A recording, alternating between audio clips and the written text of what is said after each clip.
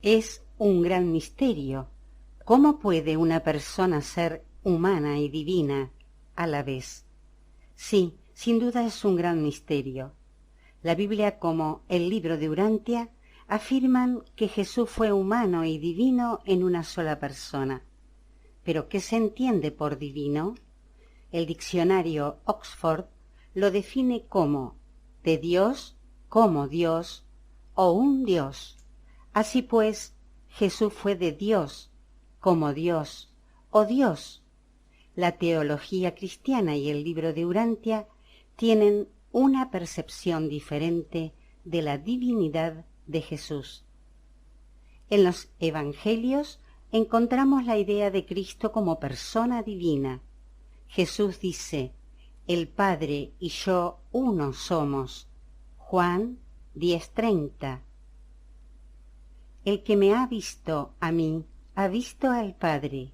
Juan 14:9. De cierto os digo, antes que Abraham fuera, yo soy. Juan 8:58. Hay otras referencias a la divinidad de Jesús en evangelios y en cartas atribuidas a Pablo, pero en ninguno encontramos alusiones claras a su divinidad antes de nacer como hombre. A través de los primeros padres de la Iglesia, la divinidad prehumana de Jesús se equiparó a la segunda persona de la Trinidad, a Dios Hijo, pero Jesús nunca llegó a afirmar que Él era la segunda persona de la Trinidad. De hecho, la Trinidad no se menciona explícitamente en la Biblia, aunque se hable del Padre, del Hijo y del Espíritu Santo, y no hay mención de su labor como Trinidad. Según el libro de Urantia, el ser que encarnó como Jesús era divino.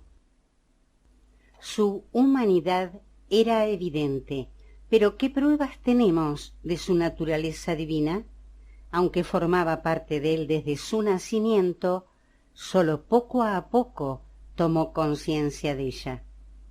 En el momento de su bautismo por Juan el Bautista, era perfectamente consciente de su divinidad. Debido a ella pudo realizar los milagros que se le atribuyen, pero esos milagros no son exclusivos de la naturaleza divina. Otros, como Moisés, también supuestamente los hacían. Un indicativo de su divinidad fue lo ocurrido tras su bautismo mencionado en la Biblia y en el libro de Urantia. En Marcos 1:9-11 leemos: aconteció en aquellos días que Jesús vino de Nazaret de Galilea y fue bautizado por Juan en el Jordán. Luego, cuando subía del agua, vio abrirse los cielos y al Espíritu como paloma que descendía sobre él. Y vino una voz de los cielos que decía: Tú eres mi Hijo amado, en ti tengo complacencia. Las últimas palabras significaron la aceptación de Dios de la vida de Jesús hasta ese momento. Un extraordinario acto que muestra la naturaleza divina de Jesús fue la resurrección de Lázaro. La hermana de Lázaro le pidió a Jesús que fuese a salvar a su hermano de la muerte, pero Jesús se demoró y cuando supo que había fallecido, les dijo a sus hermanas que en realidad no estaba muerto. Al resucitar a Lázaro, Jesús envió un mensaje a sus detractores diciéndoles que él era en verdad el Hijo divino de Dios. Otra asombrosa prueba de la divinidad de Jesús fue su propia resurrección de la muerte tras yacer 3 días en la tumba, tal como leemos en la Biblia y en el libro de Urantia. Ambos libros muestran que la naturaleza divina de Jesús era preexistente a su encarnación como hombre, pero sólo el libro de Urantia describe esta preexistencia en profundidad. Sus autores nos dicen que el ser divino que se encarnó como Jesús pertenecía a un orden espiritual de seres llamados hijos creadores, y que nuestro hijo creador se llama Miguel de Nevadón. Según leemos, Jesús no es parte de la Trinidad, sino vástago del Padre universal y del Hijo eterno, la primera y segunda personas de la Trinidad, y que gracias a esta ascendencia, Él refleja en sí mismo la naturaleza de sus progenitores. Los hijos creadores rigen espiritualmente regiones del espacio llamados universos locales, en representación de Dios Padre y Dios Hijo, y cada uno de ellos tiene a su lado una acompañante llamada Espíritu Materno o Benefactora Divina. Ella es hija del Espíritu Infinito de la Trinidad. Los dos representan, pues, a las tres personas de la Trinidad. Juntos poseen pleno poder espiritual sobre una gran parte del universo local. Cada universo local llega a tener unos 1.000 millones de planetas habitados. Y de esos millones de planetas que hay, ¿por qué eligió Cristo Miguel el nuestro para encarnarse? La teología cristiana tradicional dice que Dios le envió para morir en la cruz para que nuestros pecados pudiesen ser perdonados. Los autores del libro de Urantia rechazan por completo esta idea, denominada doctrina de la expiación. Nos dicen que los hijos creadores deben llevar a cabo 7 ministerios de gracia, y el último de Miguel fue encarnarse como mortal de un planeta habitado, el nuestro. Tras el último de estos ministerios, los hijos creadores adquieren la condición de hijos mayores. Pero, ¿había algo especial en la Tierra en comparación con los demás planetas que le hiciese seleccionarla para su última encarnación? Quizás lo hizo porque era uno de los mundos más necesitados espiritualmente y podría así adquirir una mayor experiencia debido a los retos con los que se iba a encontrar. Y realmente lo hizo con la entera satisfacción de nuestro Padre del Paraíso. Y de todos, la crucifixión fue uno de los mayores retos a los que tuvo que hacer frente. Si no aceptamos la doctrina de la expiación, entonces, ¿de qué sirvió su muerte? Hay varias razones posibles para haber aceptado morir en la cruz.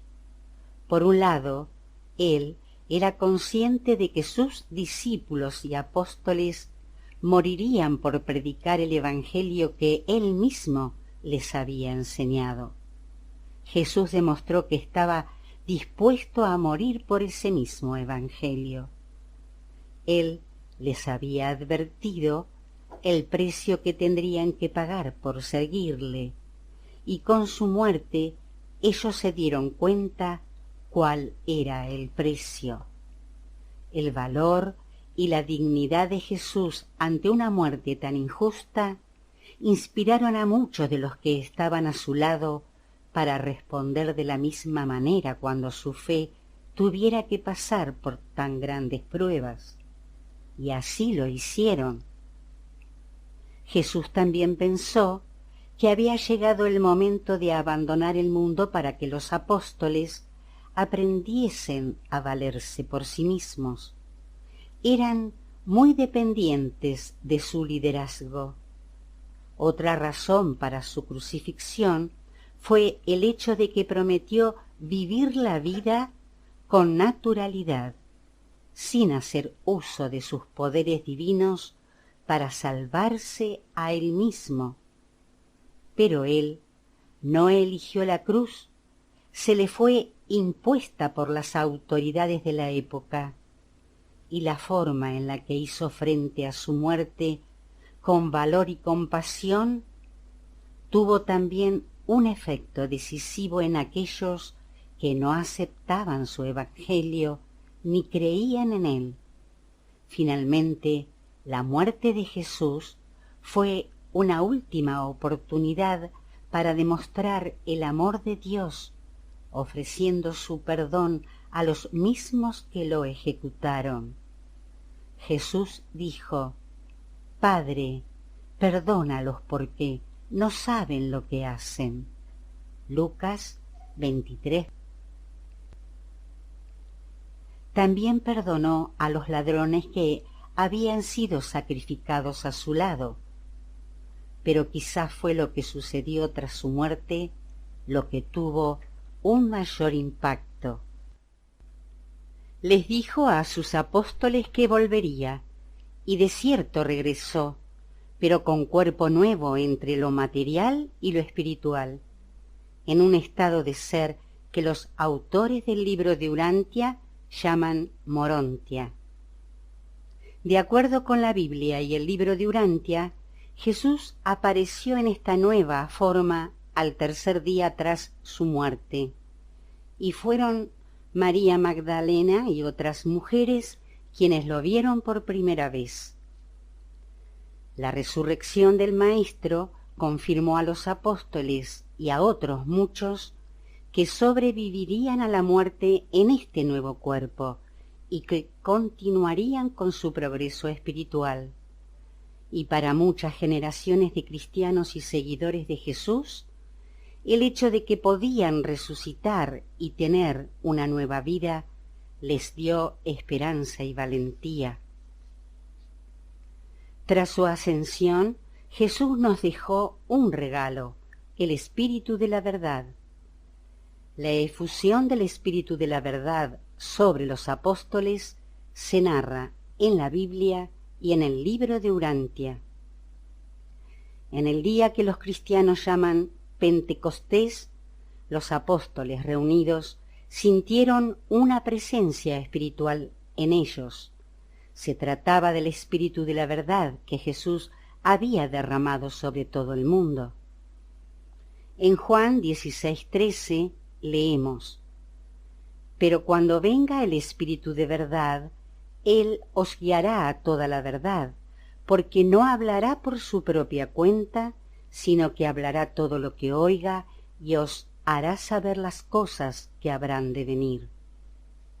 Los autores del libro de Urantia afirman que contactar con este espíritu es hacerlo con la persona misma de Jesús. También se nos dice que este espíritu confirmará el contenido espiritual de aquello con lo que nos encontremos y la cualidad espiritual de las personas con las que nos encontremos. El Espíritu de la Verdad se conoce también como el Consolador, tanto en la Biblia como en el libro de Urantia. En Juan 16:7 se cita a Jesús diciendo: Pero yo os digo la verdad, os conviene que yo me vaya, porque si no me voy, el Consolador no vendrá a vosotros, pero si me voy, os lo enviaré. No es extraño que se llame también a este espíritu el Consolador, porque realmente, al consolarte Él, te consuela el mismo Jesús. Los cristianos a veces se refieren a Jesús como si fuese Dios con esta afirmación: Dios murió en la cruz. Pero, ¿qué Dios? Él le oraba a Dios Padre. Entonces Él no podía ser ese Dios. En realidad, los evangelios se refieren a Él como Hijo de Dios e Hijo del hombre. Y si Jesús era humano y divino, ¿murieron sus dos naturalezas en la cruz?